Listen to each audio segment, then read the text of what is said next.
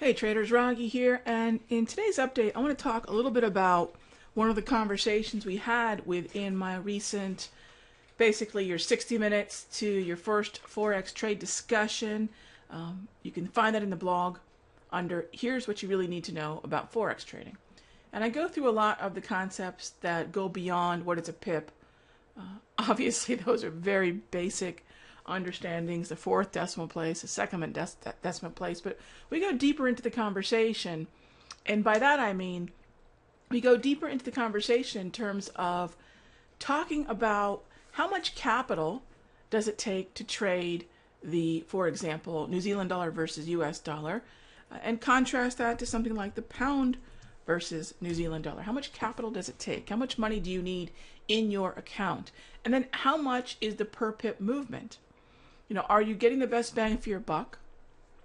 How much capital do you need to be able to tolerate the natural ebb and flow of a pair? And I wanted to dive into that conversation right now and give you a little bit of a summary of that so you can start thinking about these questions next time you put on a trade.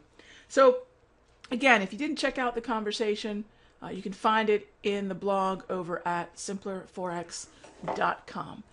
All right, so let's talk about the pound New Zealand for a moment. The pound New Zealand, if you want to trade it, you need $3,600 per contract, and this is for a full-size contract. Now, if we're talking about minis, now we're talking about 1/10 the amount of capital required, again, per contract. So I'm going to be talking in full-size lots, but one of the things I want to make sure everyone understands is if you are starting out in your Forex career, I don't care how much money you have in your account, please start with mini lots. You can trade 10 minis, and that's equivalent to a full-size contract. So what are you trading pound New Zealand? You're trading the pound versus New Zealand dollar. It's going to cost you $3,600 to control that contract, and each pip is worth right about $6.50, I believe, maybe $7. I think it's $6.50. It's pretty much on the lower end of the per pip movement. Just generally speaking, most pips are worth somewhere between $8 and $10. So this is on the slightly lower end of the pip movement. But what's interesting about the pound versus New Zealand dollar may not be the fact that it's only about $6.50 per pip, but rather how many pips it's capable of moving. And this is where I love to use the volatility analysis. Now here's the pound New Zealand. Let's go to the daily price movement range. And notice that it's nothing for this pair. On average, this is the band across each one of these green bars, is somewhere between 200, 220, 280, 230, back to about 200 pips per day. Pips per day. So think about that for a moment. Multiply basically 650 times 200. That's the kind of movement you could see per day, for or against you.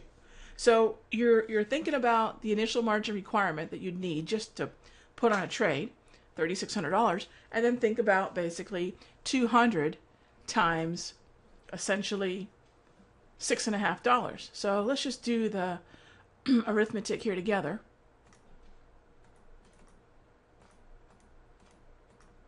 And that's how much money in terms of dollars, US dollars, you could see in terms of that 220 pip movement times $6.50 times how many lots you have. Now let's contrast that with the New Zealand dollar US. And the reason I'm bringing this up is I don't think a lot of traders think about how much capital they're locking up and how much a pair could move.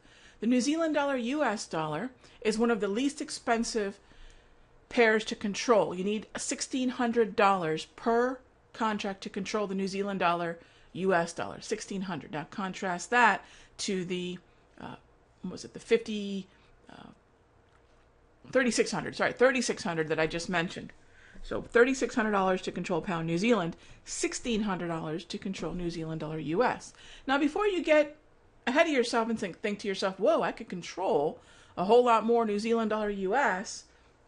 I'm talking 1,600 versus 3,600, but let's talk about how much it moves. And this is going to be, again, an eye-opener, I think, for some people. Take a look. I was mentioning a 200 pip average, and that's kind of on the low end, right? Here, we have averages of, take a peek, 75, 90, almost 110. 80, 85. All right, so we're talking about maybe let's just grab 90 pips. Now the movement is about 90 pips, and the per pip value on the New Zealand dollar US is $10. So 90 times 10, okay, $900.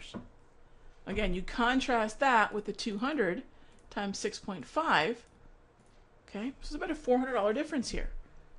Is it a tremendous amount of difference? Not as much when you consider the per dollar, right? $6.50 versus 10. So next time you put a trade on and you're locking up your capital, ask yourself, all right, what is the typical pip movement range? What's the contrast? What is the capital requirement to put on the trade? And what is the kind of movement I could see then per day?